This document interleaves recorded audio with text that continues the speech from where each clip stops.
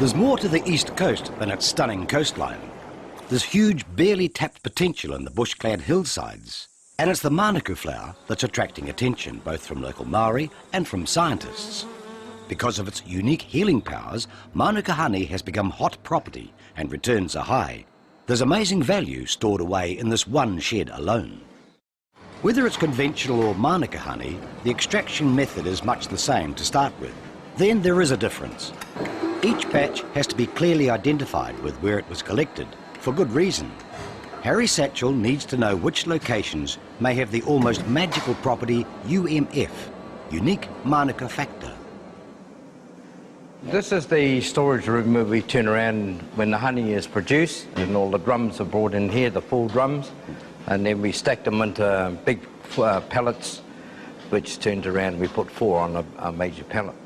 So how many drums have you got so far? During storage, the honey in these drums could triple in value. So the value could increase based on unique Manuka factor. This is this UMF they keep talking about. The UMF is what we're talking about, and we're hoping that all our drums are UMF. But we wait for the laboratory test to come back, and that identifies the unique Manuka factor. So what exactly is this UMF? But we do believe that the red Manuka produces UMF. But the better the UMF, the better the medical regime in terms of the honey factor. Right.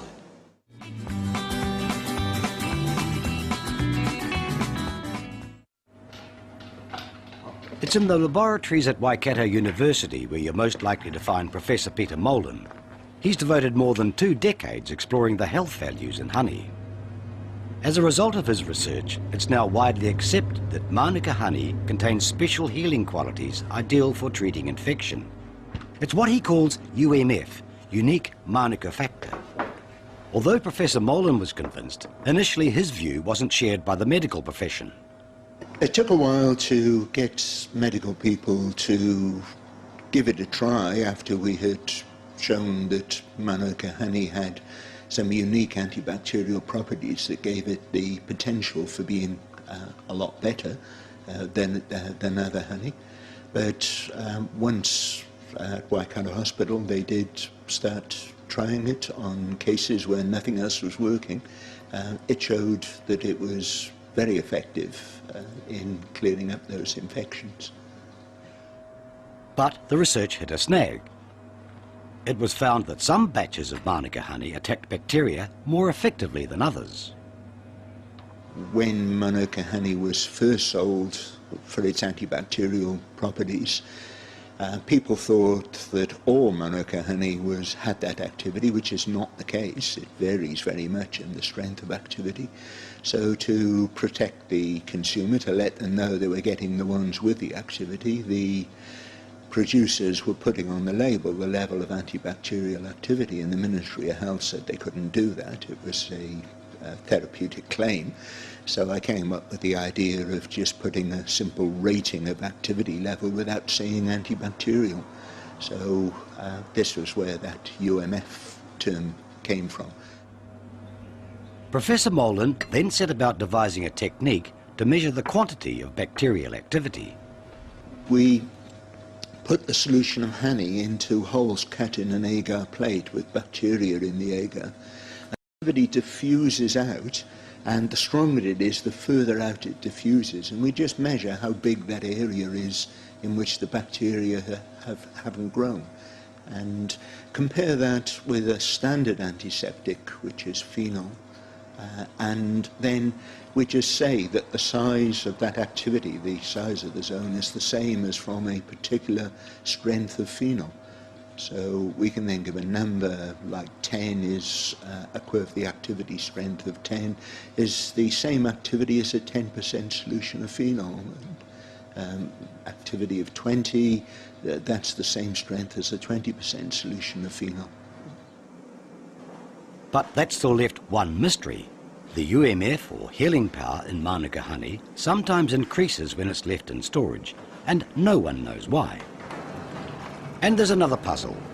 Why is it some batches of honey can double or triple in UMF strength, and some batches stay at the original harvest level?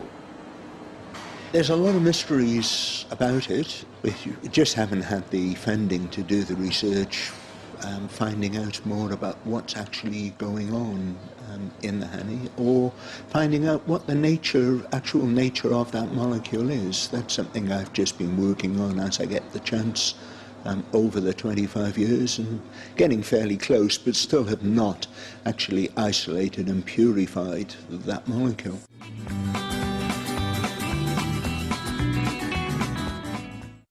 We did things a little bit differently in that because it was a new product to me, normally you would probably start with marketing on your own turf on the domestic market.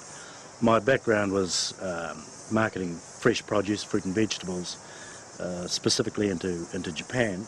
So all I did was, when we started, is contacted some of my old friends in Japan and who started networking into other areas that they operated in, and put me in touch with people who could handle the product. From there, we've slowly spread from Japan into other parts of Asia, and that's where we're concentrating our marketing right now. And why not the local market?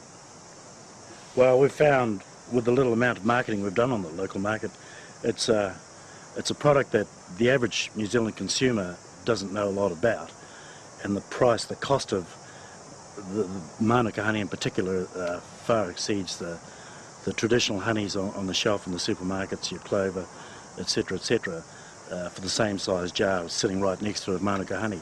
So your average consumer's going to go in and say, well, that's far too expensive. Having said that, the people who know the product just can't get enough of it. So there's a bit of promotional stuff that needs to be done, probably on the domestic market. There are a couple of major players in the industry who are doing a good job on that line, but for us at the moment, we're strictly concentrating on our international markets. Can you tell us a little bit about the development of the label? How did you go about that? Yeah, that was probably one of the toughest nuts we had to crack, is to find a label that was attractive to mainly the international consumers. And because of who we are, totally integrated Maori company, we're finding that we had some customers who came in and spent a bit of time here with us and got a feeling for the district, if you like, and they wanted a label with a Māori theme to it. So hence the Aura brand with the Maori theme, with a bit of a spiel on what it means, and we've found that it's become really popular. And what about the future, Les? It's onwards and upwards. It's pretty, having an unlimited supply of the resource here. You know, the world is our oyster. That's how we see it. We're pretty excited about the whole thing. And that enthusiasm is shared by Professor Molden, who can see the day when Manuka honey is used widely in medicine.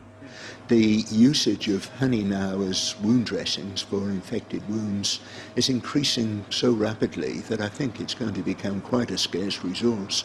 And to be able to get the maximum amount of activity out of the honey that's harvested, I think will become quite important.